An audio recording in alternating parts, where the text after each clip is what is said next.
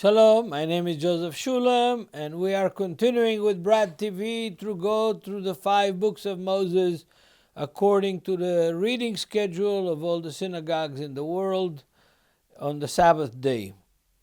And today we are in a very short portion. It's called Behar in Hebrew, which means in the mountain, referring to Mount Sinai. And it's a short portion, but it has a lot of very important things that we need to learn. So it starts with the following words. And the Lord spoke to Moses on Mount Sinai, saying, Speak to the children of Israel and say to them, When you come into the land, I will give you the land, shall keep its Sabbath to the Lord.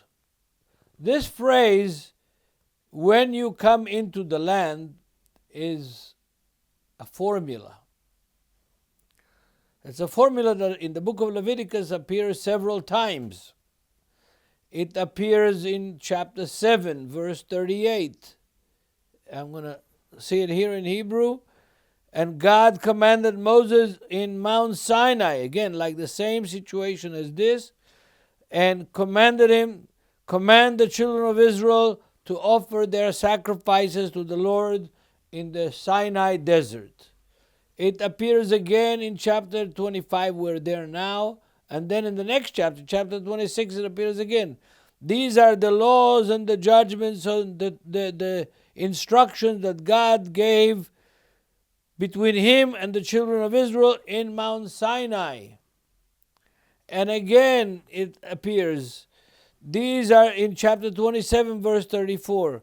These are the commandments that God commanded to Moses, to the children of Israel in Mount Sinai.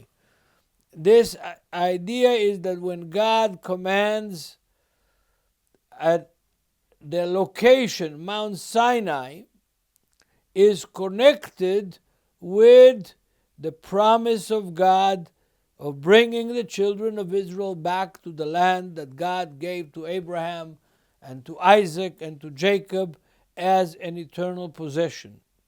There is no promise repeated more in the whole Bible than the promise of God to give this land between the Mediterranean Sea and the Jordan River, from Dan to Beersheba, and to the children of Israel as an everlasting, eternal inheritance. But repeating this in Mount Sinai so many times in the book of Leviticus indicates the importance of the promise and the importance of the location of Mount Sinai. Why is Mount Sinai so important? Because that is where God met with Moses for 40 days and 40 nights on top of the mountain.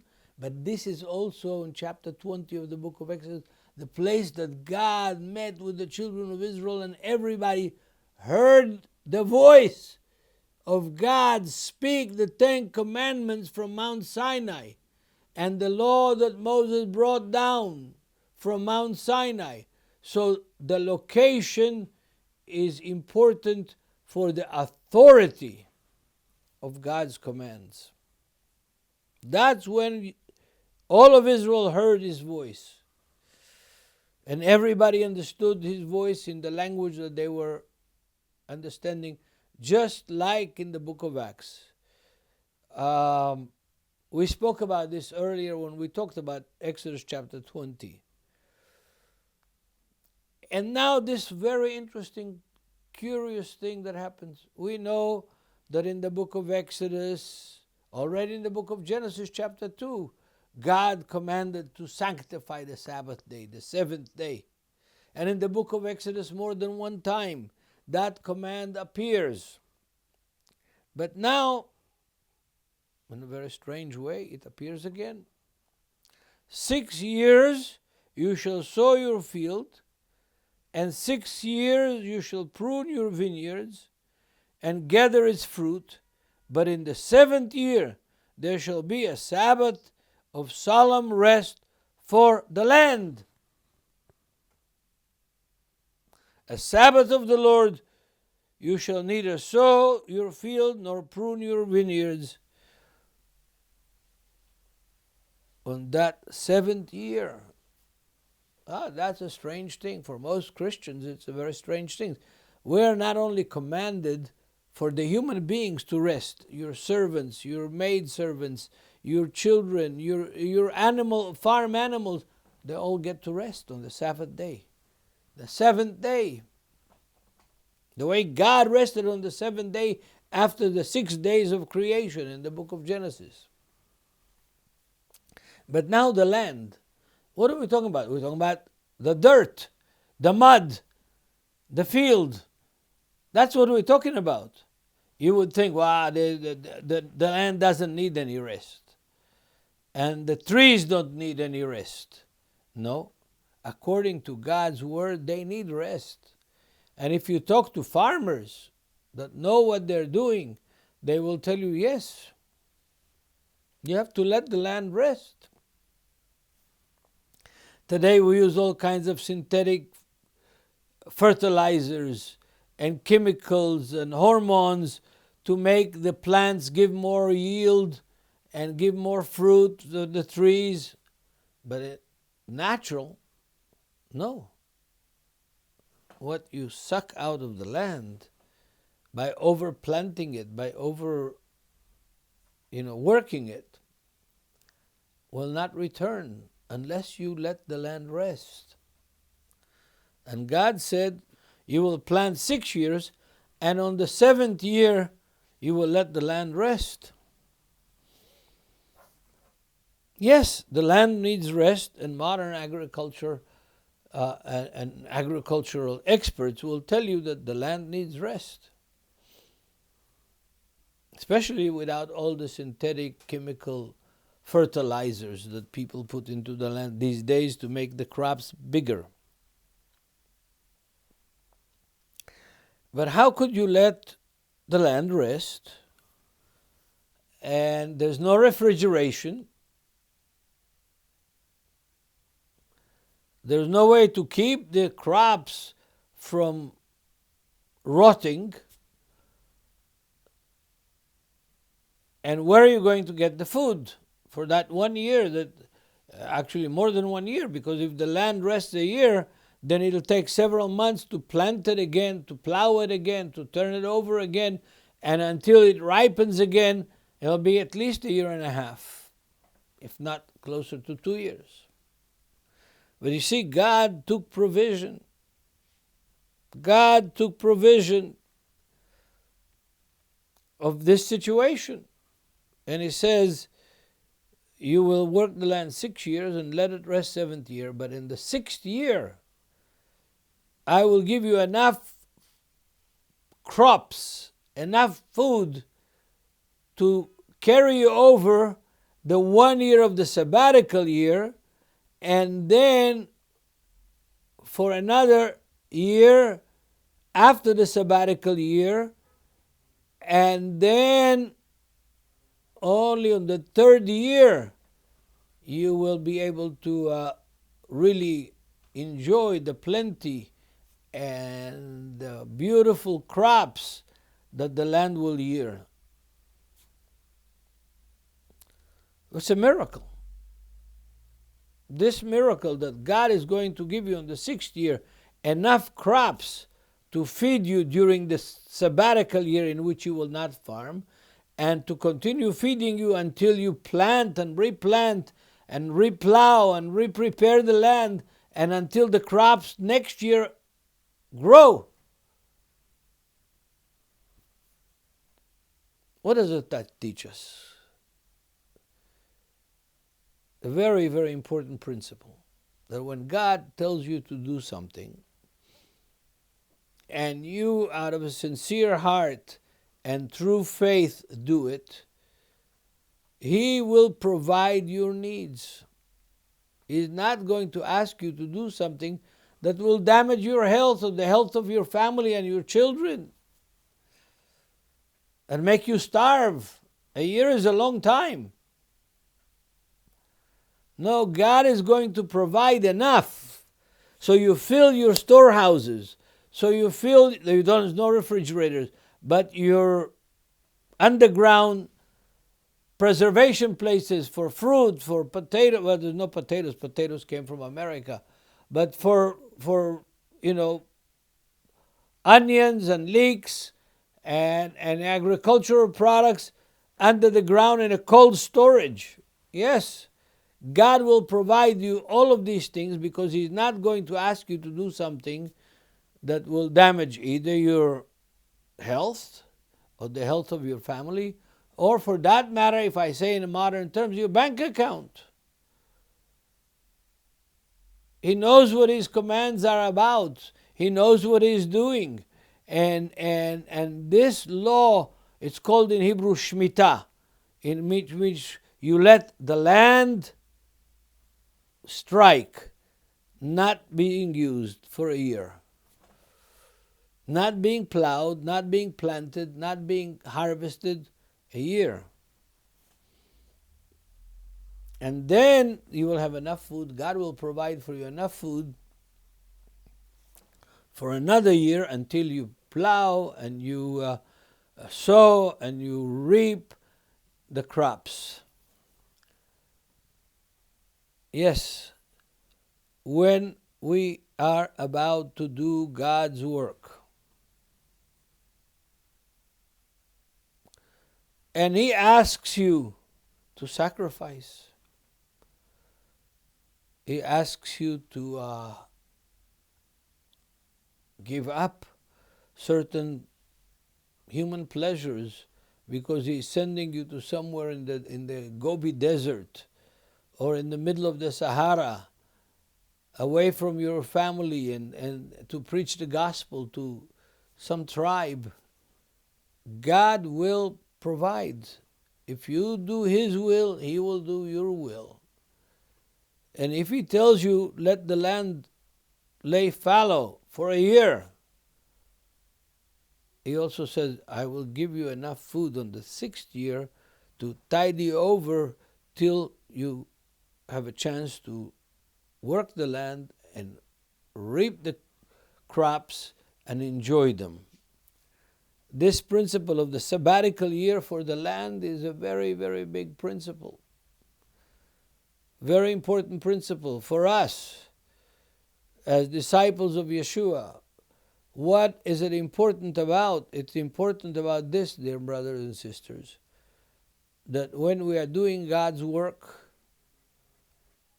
sincerely, from pure motives, with our heart's desire to please God and to accomplish the work of His kingdom in this world, in this earth, then, my dear brothers and sisters, God will take care of you.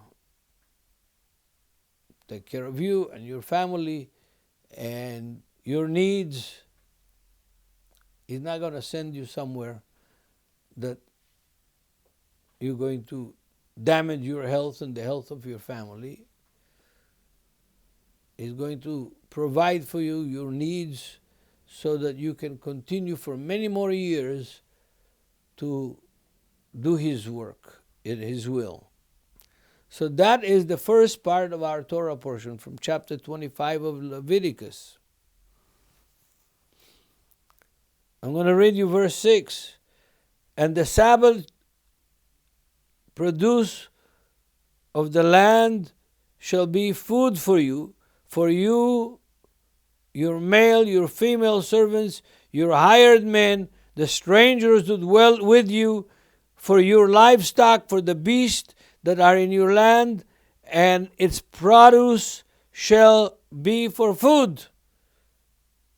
You will have enough food, not only for yourself and your family, for your livestock, for your beasts, for your donkeys, for the oxen that plow the land.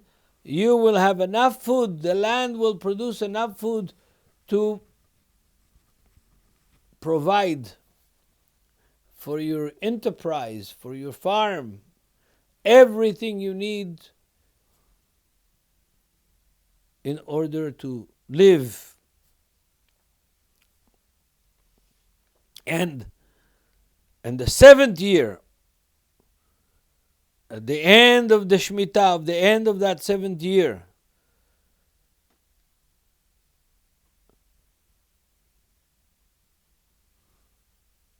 seven times, in other words, 7 Shemitah years, 7 sabbatical years for the land.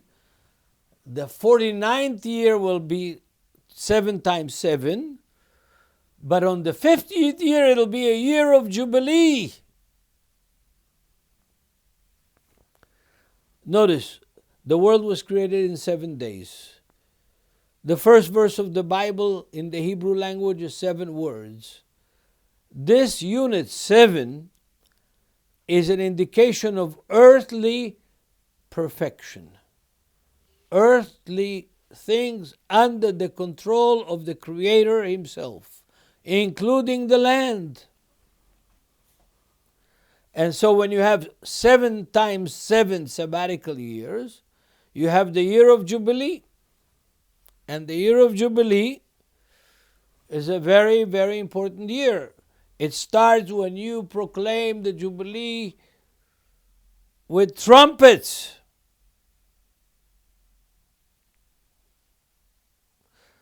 On the 7th month, on the first day of the 7th month, which now is what we call Jewish New Year, is Rosh Hashanah. The biblical New Year is in the month of Nisan, which means usually at the end of March, beginning of April. But the 7th month is usually in September, October. On that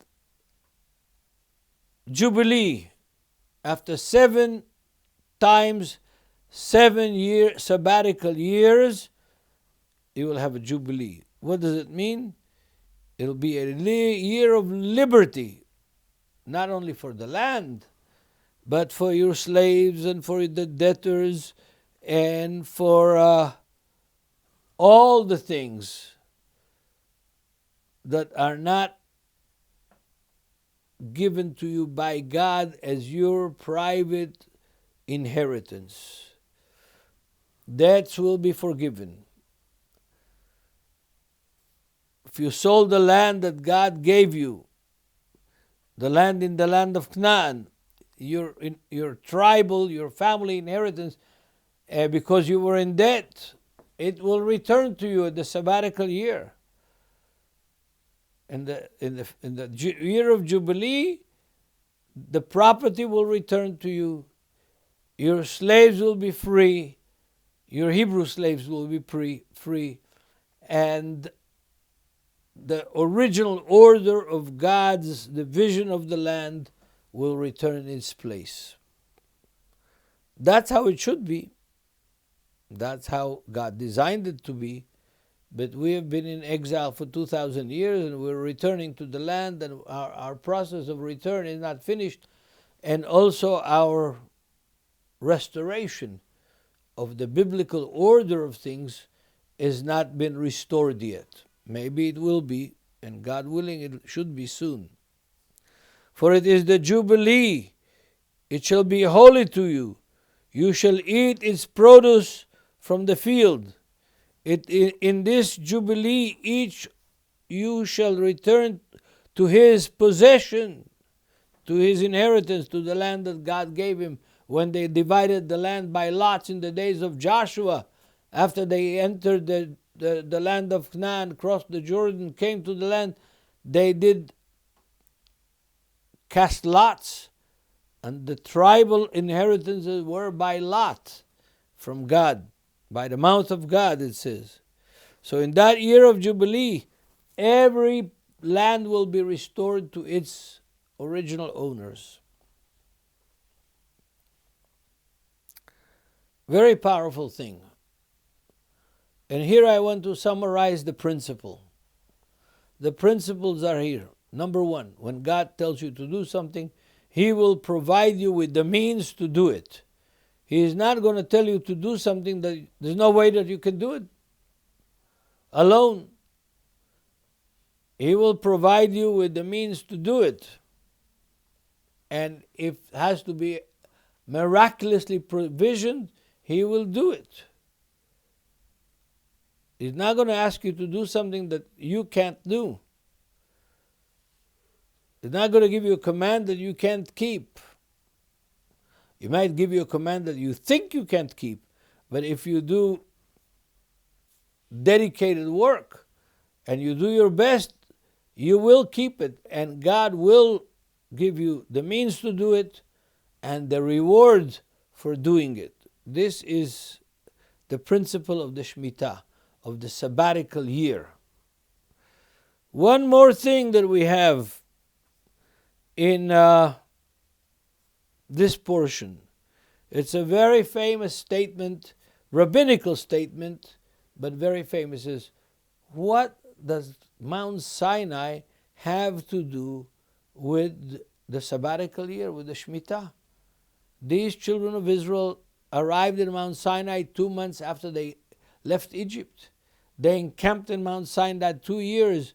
They had another 37 years to wander in the wilderness, and he already is giving him the command about what and how to behave with the land of the Canaan that was given to Abraham and to them 37 years before that was applicable. That law of the Jubilee, the law of the sabbatical year, was not applicable because they were wandering in the Sinai desert, dear brothers.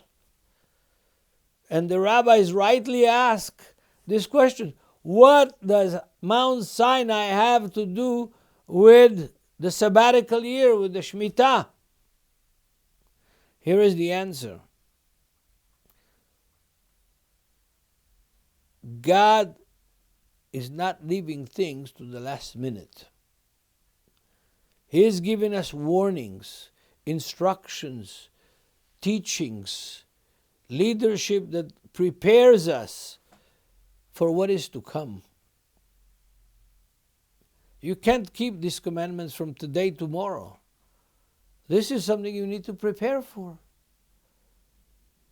And almost every valuable command that God gave, whether through Moses or through the prophets or through Yeshua himself, through Jesus himself and through the apostles, is something that he is giving us with warning and with commands and instructions to prepare. The most important thing that we're all waiting for. The return of our Lord. The real new world order. That's the most important thing that he's given us, and he has warned us thousands of years earlier. He's told us what is going to happen, how it's going to happen, and more or less when it's going to happen. Yes, dear brothers and sisters, even the return of the Lord carries with it warnings, carries with it instructions of how to start preparing for it. Not arguing eschatological speculations, but getting our lives together, being ready now, because the Lord is going to return like a thief in the night, like thunder in a sunny day, in a time when we don't expect him, in a time when we are doing other things like sleeping in the bed or plowing or harvesting our field or working on our job or on a trip or on a vacation. We don't know when it's going to. That's why, like the sabbatical year, God has given us instructions of how to live now so that when he comes, he doesn't catch us not ready. And he's given us, Yeshua has given us more than one parable teaching us about how to be ready. The parable of the 10 maidens, that 5 had extra oil because they were waiting for the bridegroom to come, and he was late. Why was he late? He was late because he's a Middle Eastern. He's a Jew or an Arab from the Middle East, and we're always late. It's okay. They should have known that the bridegroom is coming with a big party, following him, dancing and drums and happy. Could be late. Normally it's late in the life. There's no wedding that I've been or that I've performed that has ever been on time. Always late. Those girls should have known. They should have been prepared. Then the big party where the guy was so when I see action going on around the house of the king, I will have time to go home, take a shower, and dress up. No, he didn't. And he went with his dirty clothes from his job in the garage, greasy, to the wedding of the prince. And the owner said, take him, throw him out. Outer darkness. He wasn't ready. The Shemitah is a good example of how God told us to be ready. And he said, when I ask you to do something, I will give you the means to get it done. Yes, dear folks, read Parashat Behar, the portion of In the Mountain, from Leviticus 25 verse 1 to Leviticus 26 verse 2. A short portion, but full of very, very important instructions. And may God bless you and keep you and make his face to shine upon you. Amen.